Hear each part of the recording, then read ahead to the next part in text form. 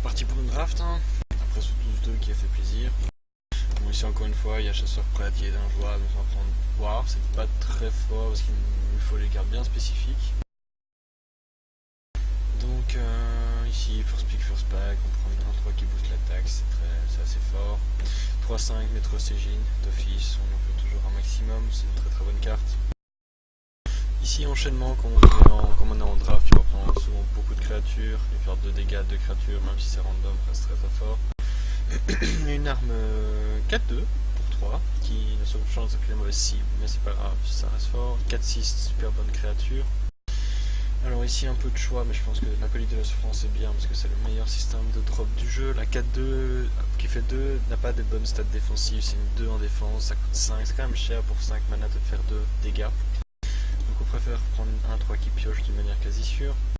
Ici 4-2 camouflage, ça veut dire que ton adversaire ne peut pas la viser ou l'attaquer jusque tant que toi tu l'as utilisé. Donc 4-2 ça peut être considéré comme une sorte de removal en 2 temps et les stats pour 3 manas sont vraiment énorme. 4 en attaque c'est vraiment beaucoup pour une 3 mana.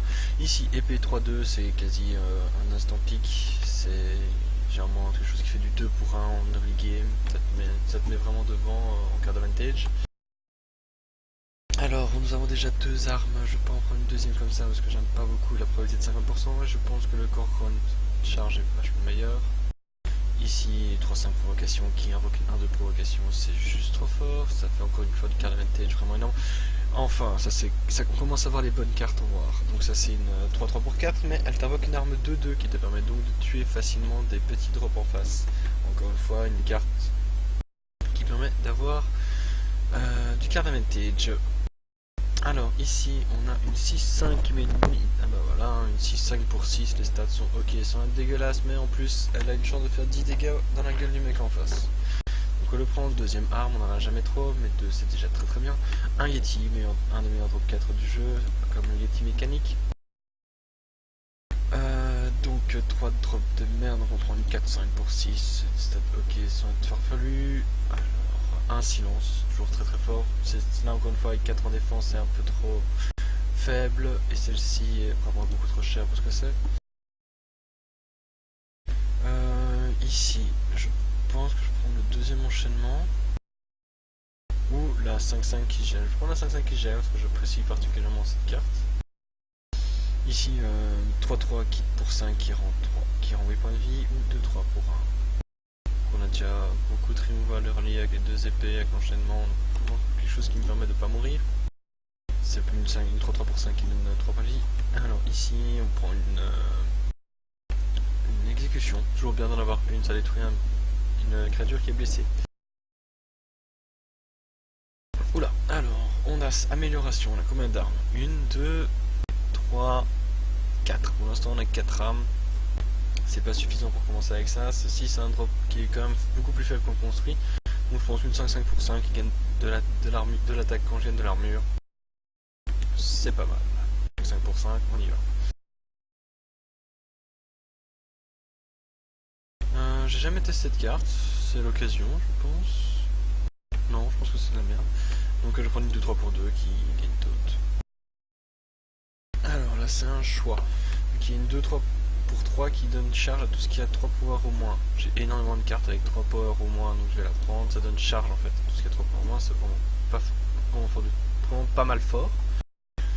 La nuit, donc 4-4 pour 5 qui fait 3 dégâts. Je pense que c'est mieux que Murloc, c'est sûr. Que Mage de la Rame, je ne sais pas, étant donné que j'ai un enchaînement. Si, c'est beaucoup mieux parce que je n'ai qu'une seule carte qui trigger avec ça et les stats sont très faibles pour un drop 3, donc on prend une 4-4 pour 5 qui fait 3 dégâts. Alors je vais prendre celle-ci qui prend le contrôle d'un secret parce qu'elle ne sera pas utile tout le temps, mais quand elle est utile elle est décisive la plupart du temps. Et ça reste une 4-3 pour 4, les statistiques sont ok sans être vraiment fabuleuses parce que pour 4 mana tu préfères avoir une 4-5.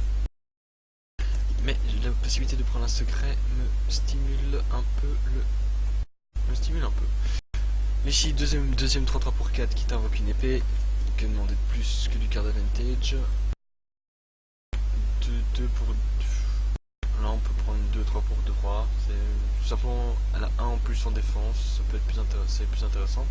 Pour nous 4-4 pour 4 qui fait plus de l'attaque, c'est une sorte de removal sur patte, c'est bien meilleur que ceci et meilleur que celui-ci ou ceci, que des petites créatures, 4-4 pour 3, que demande le peuple. Alors ici, je pense que je prends le removal pour faire plus 4 attaques à votre héros ce tour-ci. Ça permet d'attaquer, donc de faire 4, c'est removal pour 2. Et le last pick nous donne...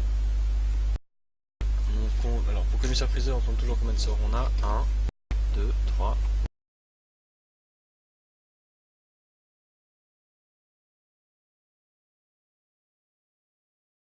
Ok, on en a 3. Donc dans notre deck, c'est une 4-4 pour 6. Donc on préfère quoi? Une 1-3 pour 2 ou une 4-4 pour 6? Je pense qu'on préfère une 1-3 pour 2 qui peut éventuellement gagner plus d'attaque si on joue à quelque chose. Je pense qu'une 1-3 est juste mieux qu'une 4-4 qui fait rien. Et voilà.